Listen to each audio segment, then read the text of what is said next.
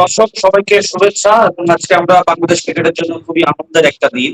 তার কারণ আমরা অস্ট্রেলিয়াকে ওয়ানডে ক্রিকেটে দ্বিতীয়বারের মতো হারিয়েছি এবং সর্বশেষ জয়টি কিন্তু ছিল আজ থেকে 21 বছর আগে আশরাফুলের মহাকাব্যিক সেঞ্চুরিতে চড়ে আমরা সেই ম্যাচটি জিতেছিলাম। সে গল্পটা থাকবে এই পর্বের শেষে। শুরুতেই আজকের ম্যাচের আলাপে আছি। আজকে আমাদের সাথে একজন অতিথি বলবো না, আমাদেরই একজন আছেন, রাশেদুল ইসলাম রাশেদ। রাশেদ, তোকে খেলার স্টুডিওতে স্বাগত। ধন্যবাদ শোভন। এবং আজকে আমি এক দ্রুত প্রশ্নে চলে আসি যে আজকের যে ম্যাচ দেখলি তুই, সেই ম্যাচটা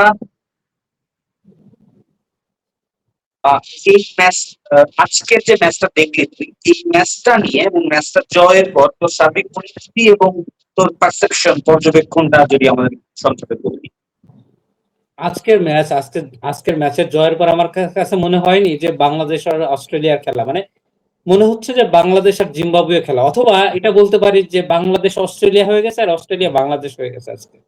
মানে বাংলাদেশের বোলিং, ফিল্ডিং, ব্যাটিং তিনটা সাইডে এখন ডমিনেট করে অস্ট্রেলিয়ার সাথে কখনো বাংলাদেশ জিতে না।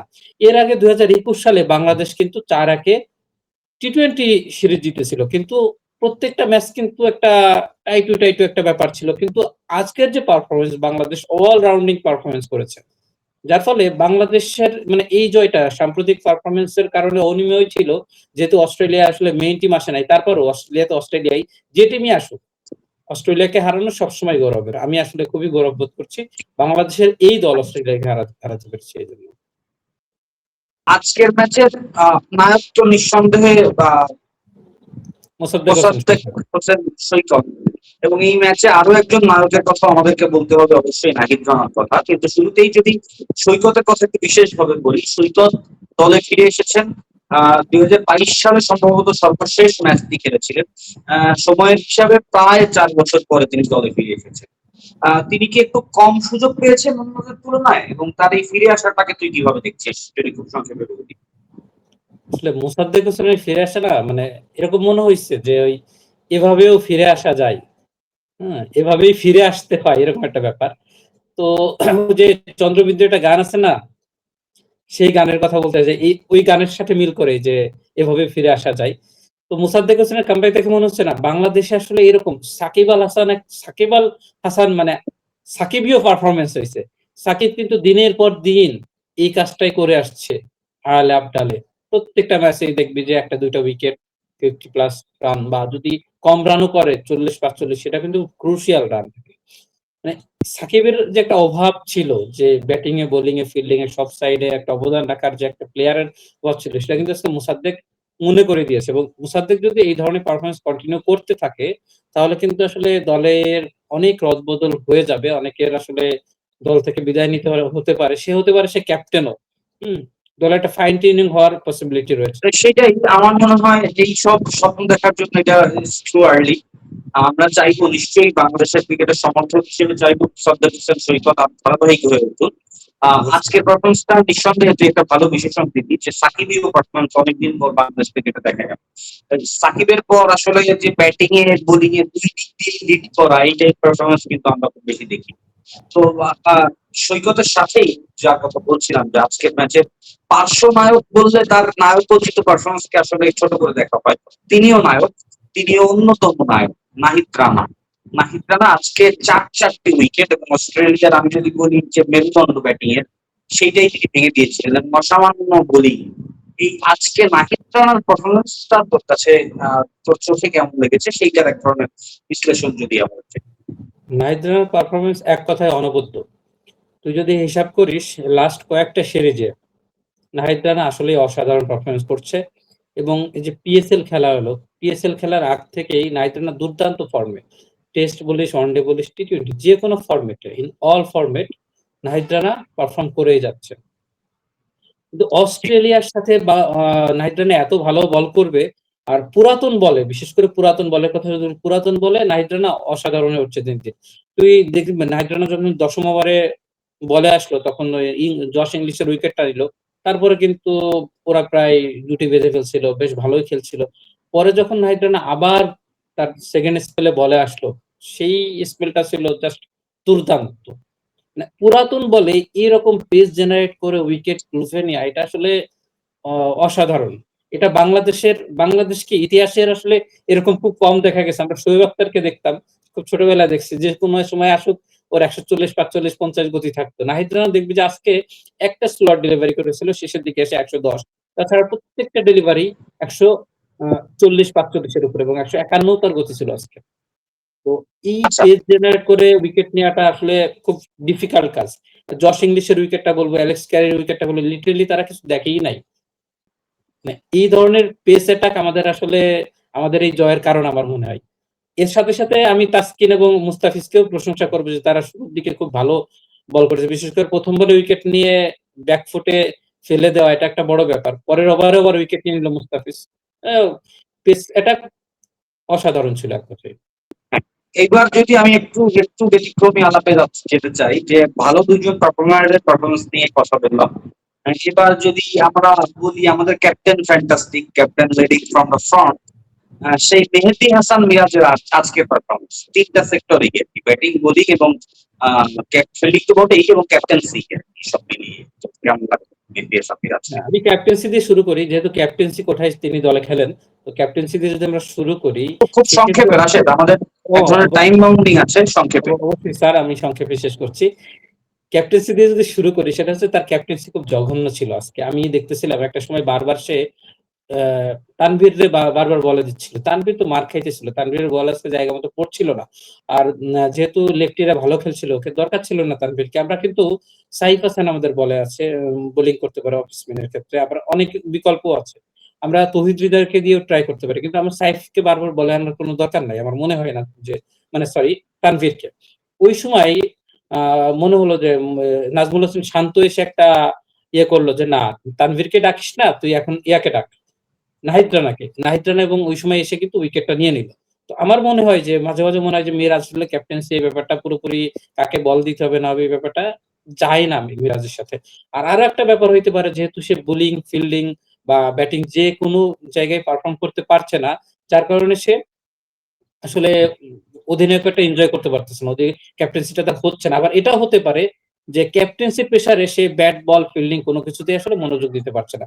আমার মনে হয় যে তাকে এই মুহূর্তে ক্যাপ্টেন্সি থেকে অবসর দিয়ে একটা সিরিজ সাধারণ প্লেয়ার হিসেবে খেলিয়ে দেখা উচিত।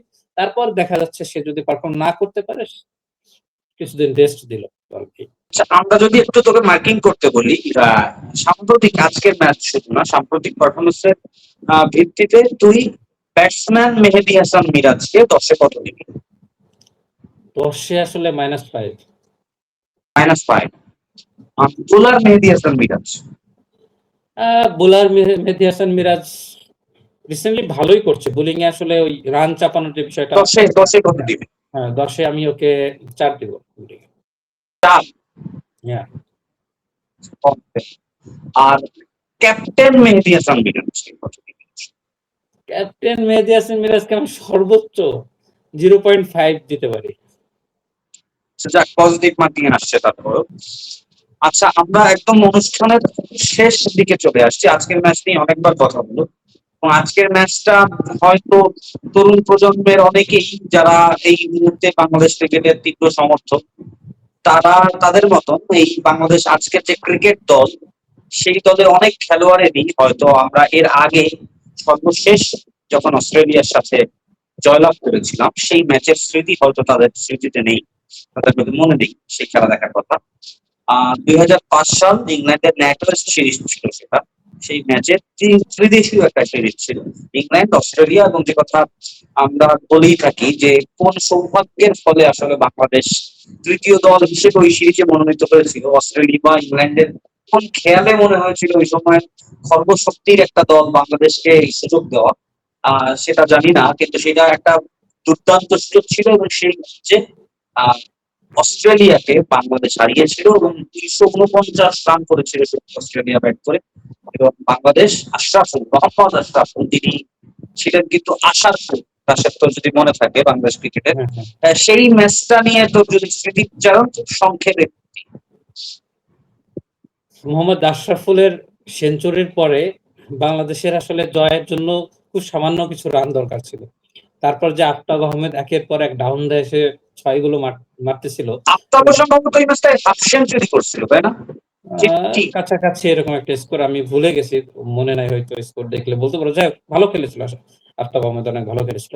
তো ওই এবং সময় শেষে কি আসলে গিলেস্পিয়ারের যে বাংলাদেশের হতো ছক্কাটা, কি মানে বাংলাদেশের ওই সময় হতো কি যে ধরো যে কেউ ভালো খেলছে সেঞ্চুরি করে ওই মুহূর্তেও কিন্তু বাংলাদেশ আসলে হেরে যেত।